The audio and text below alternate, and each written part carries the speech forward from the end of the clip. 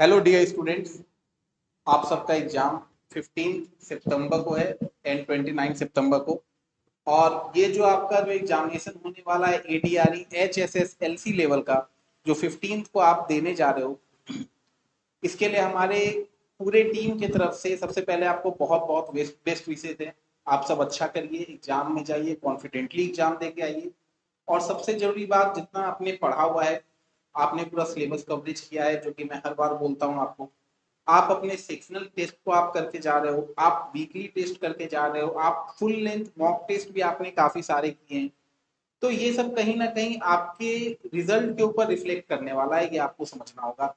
अब यहाँ पे जो पूरा खेल बनता है वो कॉन्फिडेंस लेवल का है। याद रखिए, क्वेश्चन 150 है, टाइम भी आपके पास ample amount of time, one आपके पास 3 घंटे का टाइम आपको दिया जा रहा है। ऑब्वियसली मार्क्स आपके पास नहीं है, तो यहाँ पे आपका जो क्वेश्चन है, हर एक सब्जेक्ट का इंडिविजुअली वेटेज आपको पता है सब कुछ। और आपने मॉक टेस्ट भी आपने अटेम्प्ट किया हुआ है। तो यहाँ आपको सबसे पहले एक चीज ध्यान देना होगा, आपको सब्जेक्ट का जो सेगमेंटेशन किया हुआ है उसे आपको सेलेक्ट करना होगा। आपको ये देखना होगा आपका पॉजिटिव साइड क्या है, वीकेस्ट साइड क्या है। सबसे ज्यादा जरूरी हमारे लिए क्रूशियल होगा टाइम मैनेजमेंट। टाइम आपको सही तरीके से मैनेज करना है, कॉन्फिडेंटली पेपर को देखना है। और सारा क्वेश्चन एक बार जरूर देख लीजिएगा from the birds eye view. अगर आपको आए या ना आए कोई क्वेश्चन, लेकिन बिना पढ़े मत छोड़िएगा। कभी कभी कुछ जगह पे हम लोग एलिमिनेशन मेथड भी इस्तेमाल कर पाते हैं, तो वो भी आपको करना है।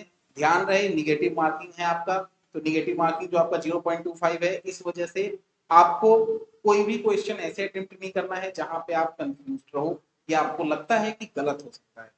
तो एग्जाम बहुत कूल माइंड होके जाना। आज आप अच्छे से रेस्ट करिए, नींद पूरा लीजिए, करंट अफेयर, जीएस, ये सब आपने अच्छे से रिवीजन किया होगा। मैथ में आपने सभी चैप्टर के इंपॉर्टेंट फॉर्मूले देख लिए होंगे, मैं ऐसा उम्मीद कर रहा हूँ। रीजनिंग में, इंग्लिश में आप इंपॉर्टेंट चैप्टर्स, उसके नोट्स को आप देखे होंगे।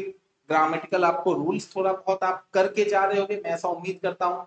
अगर आपने इतना चीजें किया हुआ है, आप मेहनत किए हो 5 महीने 6 महीने साल भर, तो ऑब्वियसली रिजल्ट में वो आपको देखने के लिए मिलेगा। घबराने की जरूरत नहीं है, जब तक एग्जाम आप नहीं दोगे तब तक किसी को नहीं पता सिलेक्शन किसका होने वाला है। तो आपको परेशान नहीं होना है, कॉन्फिडेंटली जाइए, एग्जाम दीजिए अच्छे से। मेरी शुभकामनाएं आपके साथ है, हमारी पूरी टीम की शुभकामनाएं आपके साथ है। आप सब एग्जाम में अच्छा करो और हम सब इस चीज को आगे चल के सेलिब्रेट कर पाए, यही मेरी विशेष है आप सबके साथ। अच्छे से एग्जाम दीजिए। हमारे और भी फैकल्टी मेंबर्स हैं जो आपको कुछ बातें कहना चाहते हैं, आप सबको बेस्ट विशेष देना चाहते हैं। तो मैं एक एक करके मैं सभी फैकल्टीज को मैं बोलूंगा कि वो आपके सामने आकर के आपके लिए कुछ बेस्ट विशेष दे। ठीक है, तो रोहित सर यहाँ पे आपसे कुछ बेस्ट विशेष आपको शेयर करना चाहते हैं, कुछ आपको टिप्स एंड ट्रिक्स भी बताएंगे एग्जाम पॉइंट ऑफ व्यू से। Thank you. Thank you Prashant ji. Hello students, जैसे कि आपको पता है कल आप लोग का एग्ज़ाम है 10+2 का। तो आपको सबसे पहले यही करना है कि कल आपका एग्ज़ाम है तो आज आप अच्छे से रेस्ट कीजिए। कल आपके लिए बहुत बड़ा दिन है। आप अपने फैमिली के साथ क्वालिटी टाइम स्पेंड कीजिए। कोई भी नेगेटिविटी आप मत लीजिए, नर्वस मत होइए।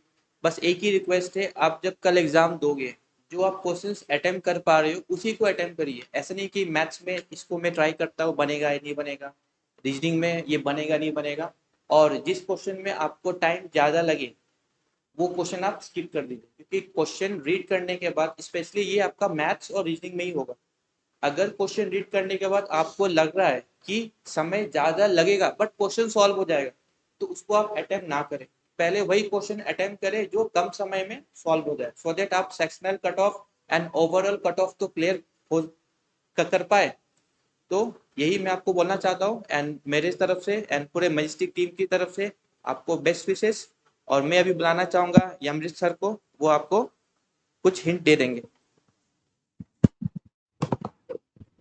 Thank you sir. जैसा प्रशांत सर और रोहित सर ने हम लोगों से शेयर किया, आप लोगों से शेयर किया कि जो भी इम्पॉर्टेंट चीज़ है यहाँ पर वो है टाइम मैनेजमेंट। आपका टाइम मैनेजमेंट बहुत इम्पॉर्टेंट इसलिए भी है क्योंकि आपको यहाँ पे 150 क्वेश्चंस करने हैं। आपके पास एम्पल अमाउंट ऑफ टाइम है 3 आवर्स।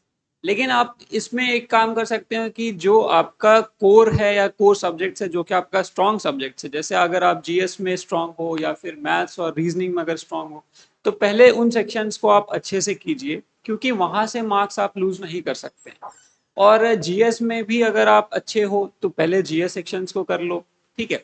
तो कुल मिलाकर बात यह है कि आप जहां पर ज़्यादा कंफर्टेबल हो, ज़्यादा काम होकर एग्ज़ाम जैसे दोगे, जैसे पेपर आप सॉल्व करोगे, जहां पर आपका स्ट्रांग है वो चीज़ आप पहले सॉल्व करो, जिससे क्या होगा कि जो आपके श्योर शॉर्ट मार्क्स हैं वो आप पहले कवर कर लो, ठीक है।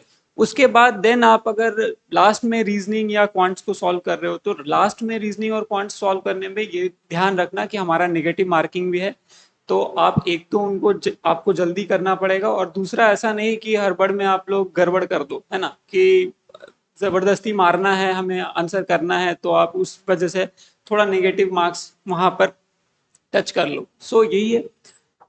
बाकी all the best wishes to all the students. हम लोग का जो भी अभी तक रोल था आप लोगों के लाइफ में, आप लोगों के टीचिंग में, स्टडी में जो भी था, हम लोगों ने बहुत अच्छे से किया, हम लोगों ने अपना 100% दिया है। Now it's your time to give your 100%, right? So best of all for your examinations. ना मैं हैंड ओवर कर रहा हूँ सचिन सर को, वो भी आपसे कुछ शेयर करेंगे। Thanks Amrish sir. तो जैसा कि आप लोग को पता है कि हम लोग कल एग्जाम देने जा रहे हैं, तो आप लोग के साथ हम लोग भी एक तरह से एग्जाम देंगे। बस ये है कि हम एग्जाम हॉल के बाहर रहेंगे और आप एग्जाम हॉल के अंदर रहेंगे। तो पैनिक नहीं होना है, कूल रहना है। आप अपने आप को कूल रखिए और इतना जान लीजिए कि आप जो प्रिपरेशन किए हैं वो काफी है, इनफ है एग्जाम निकालने के लिए। आपने मॉक टेस्ट दिया है, वहां से आपको कॉन्फिडेंस बिल्ड हुआ होगा, और लास्ट टाइम पे आपको जो है पैनिक एकदम नहीं होना है, माइंड को कूल रखना है एग्जाम में। हमेशा याद रखो, जो जितना ज्यादा कूल होगा उसका सक्सेस रेट उतना अधिक होगा। अब एग्जाम में एंट्री के बाद क्या करना, अपने साथ एक पानी की बोतल ले जाइएगा, पानी पी लीजिएगा अच्छे से, और ध्यान रखना है कि आपको सीक्वेंस क्या करना है। आपको सबसे पहले जो है जीएस का सेक्शन अटेम्प्ट करना है, क्योंकि जीएस के सेक्शन में क्या है, आपको अगर आता होगा तो आप उसका इजीली आंसर दे देंगे। तो आपका पहला सीक्वेंस होना चाहिए जीएस। सीएस के बाद आपको क्या अटेम्प्ट करना है, इंग्लिश लेना है। इंग्लिश क्योंकि उसमें भी आपको जो है पढ़ना और आंसर ही देना है, उसमें कुछ लॉजिकल कुछ लगाना नहीं है। इंग्लिश के बाद आपको रीजनिंग का अटेम्प्ट लेना है, और उसके बाद आप चलिएगा मैथ में अर्थमेटिक, और फिर जो है उसके बाद का जो टफ पार्ट्स होगा उसको कीजिएगा, क्योंकि 150 क्वेश्चन है तो आपको पूरे के पूरे क्वेश्चन पढ़ने हैं। कभी कभी क्या होता है कि लास्ट वाले क्वेश्चन काफी इजी हो जाते हैं, इसलिए हमको कोशिश ये करना है कि गिवन टाइम में सारे के सारे क्वेश्चन को अटेम्प्ट कर लेना है, ठीक है।